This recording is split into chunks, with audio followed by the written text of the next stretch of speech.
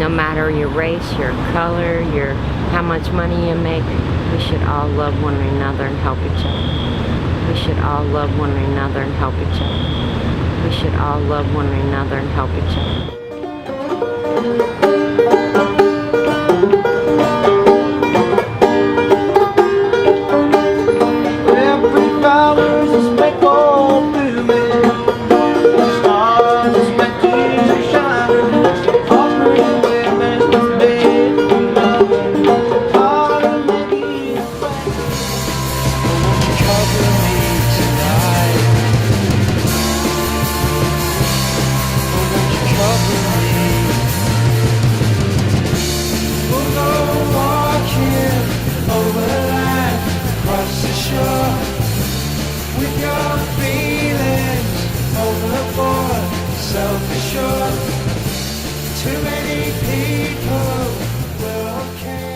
Hi guys, welcome to vlog 11.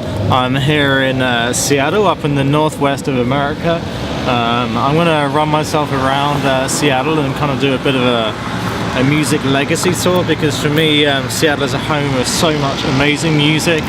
Growing up as a kid, I loved bands, Alice in Chains, Mudhoney, Screaming Trees, of course the bigger ones, Nirvana, Soundgarden, and all that stuff. And there's a bunch of live music venues they kind of played, a bunch of kind of musical historical sites. So we're going to go on a bit of a musical tour today around Seattle, check out a bunch of stuff. I guess I figured I could show you really quickly the most famous thing in Seattle, which is the Space Needle. It's just a big giant spike. It's a big tourist attraction. I'm not massively bothered about it, but let's show you real quick, get that out of the way, then we can kind of go and do all the fun stuff. Oh, and I do hope you enjoy this vlog. Ladies and gentlemen, children, animals and plant life, this is the Seattle Space Needle. Sleepless in Seattle. Okay, now I've done that, let's go find the cool stuff.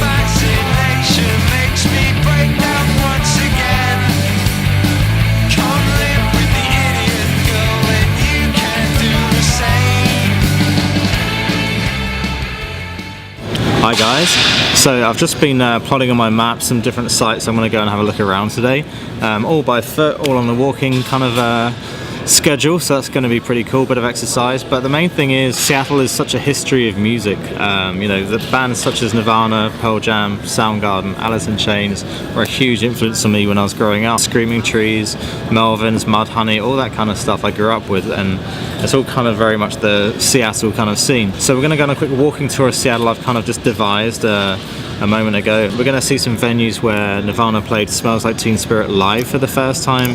We're going to see where Pearl Jam played their first live show. We're going to see a bunch of different stuff, so let's get going and take a look at that, and I hope you guys enjoy it anyway.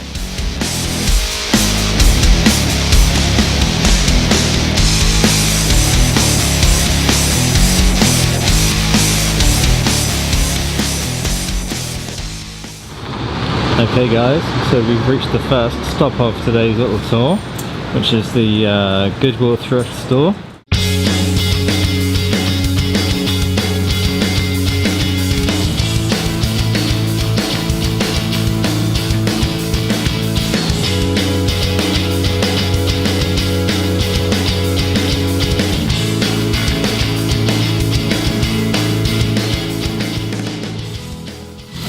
Okay guys, so after a good walk around, I have found this kind of like little touristy Seattle t-shirt, which is like $4, so I want to pick that up and keep on moving on the walk.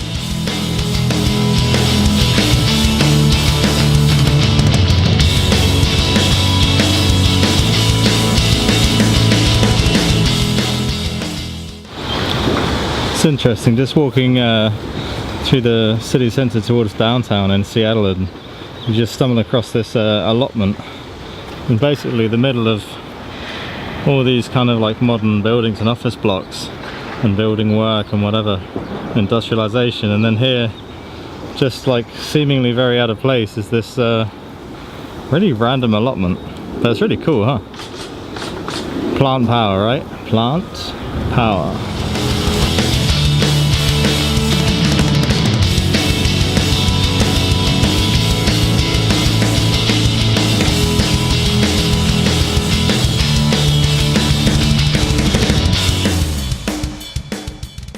Hi guys, so right now we're at El Corazon music venue. This was known as the off-ramp back in the early 90s. It's rumoured that Pearl Jam played their first 5 shows here. Nirvana played their first Seattle show here with Dave Grohl on drums, and other bands like Mudhoney, Alice in Chains and those kind of guys, they all kind of cut their teeth playing here. It's kind of like an iconic venue for those reasons. Just imagine a long time ago in the early 90s, 5 guys got on stage in this very venue right here, and then yeah, well, they were called Pearl Jam, and we all know what happened to those guys, so pretty cool. So right behind me right now, we're at Rebar. Rebar is like a live music venue come bar type thing here in Seattle, and back in 1991, the young punk kid called Kurt Cobain was invited to Rebar right here to have his band's album release party. The album was an album called Nevermind, and his band was called Nirvana. And they came in here, they got wasted, they had too many drinks, they had a food fight, started throwing stuff everywhere, and the owner was kind of like, alright guys, get out, get out. He threw them out on the street because, you know, to him they're just some punk kids, you know, and like how dare they have a food fight all over his place. And then a few weeks later, of course, Nevermind blew up as an album, and still to this day is one of the greatest selling albums of all time, and one of the most influential albums and bands in the history of music, and for sure rock music. So Rebar is a little piece of musical history here in Seattle.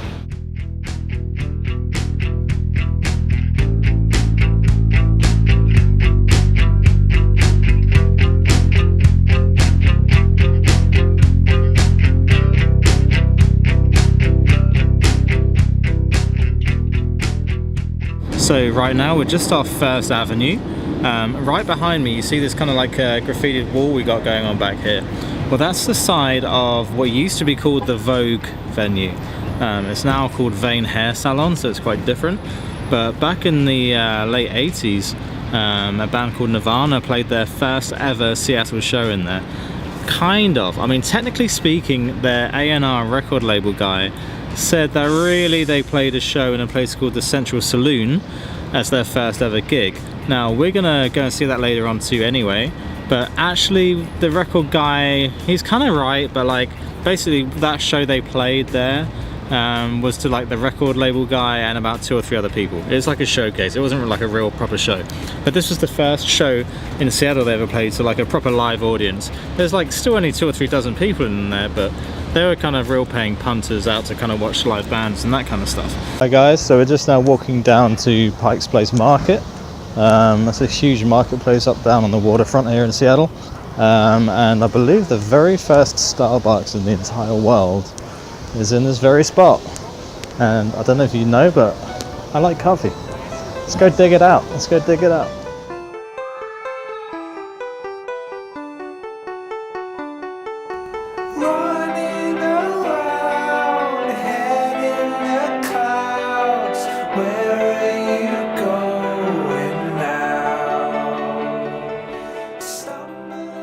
So here it is, Starbucks from the very first Starbucks in the entire world.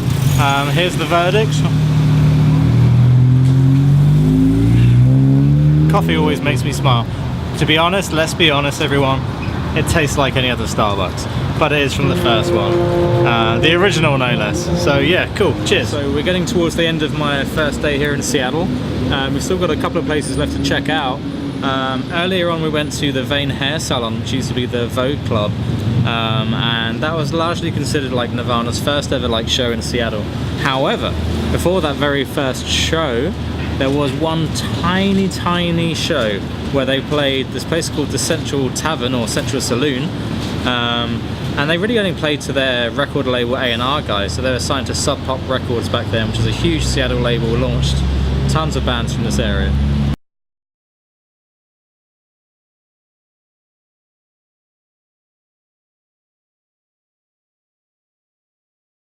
Hi, so what's your name? Heather. Heather. And Heather, how long have you been in Seattle? Probably about a month. A month?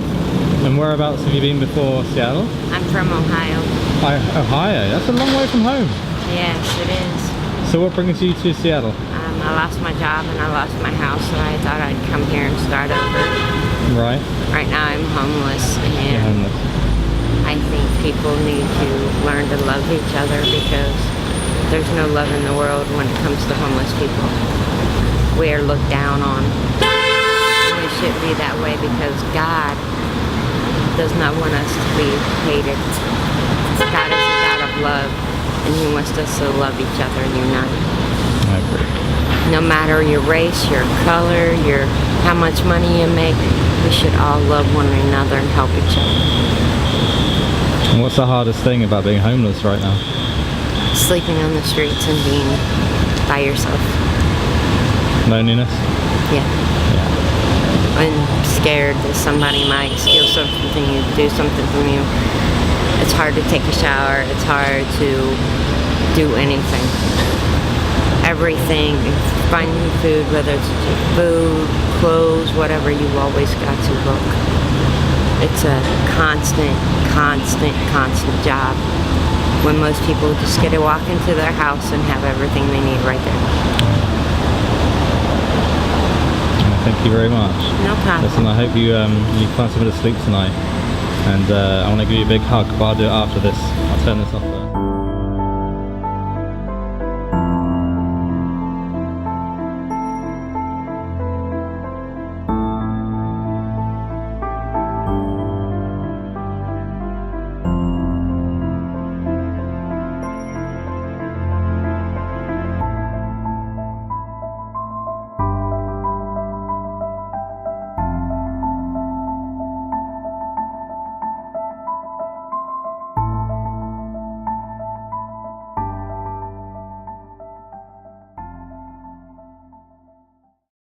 So right here is the stage where the bands play, and this is exactly where Nirvana played their first ever show to about 3 or 4 people, including their record label A&R man, right here in the Central Saloon in Seattle. These very boards. Stuff of legend walked on this stage, huh? Right here we have the OK Hotel. Now, many years ago in the basement of this very building, Nirvana played Smells Like Teen Spirit live for the very first time, and this was later to be released as their breakthrough single, which essentially pushed them into the mainstream. One thing Seattle has a lot of is hills. Hills. And it's been freezing the last week, and I've been like, where's the blue skies? The day I'm walking around Seattle, it's the day the sun comes out and makes me sweat like a monkey up a tree.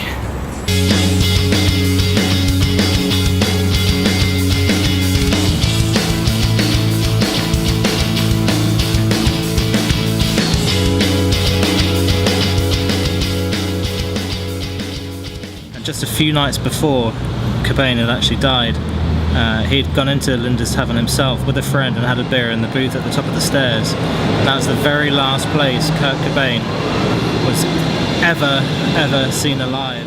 Hi guys, so that was Linda's Tavern, the last place Kurt Cobain was ever seen in public alive. And if there's any more hills like these, it might be the last place I'm ever seen alive too.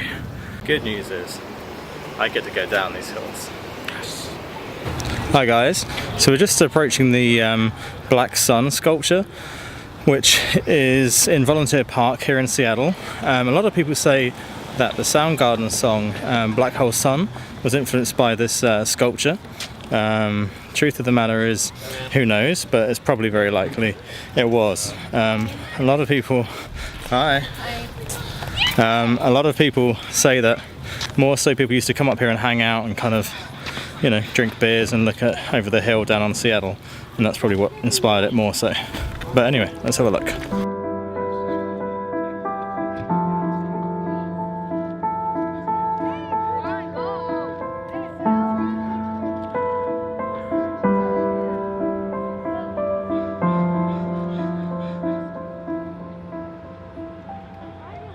So we're just about to head across Seattle to the other side.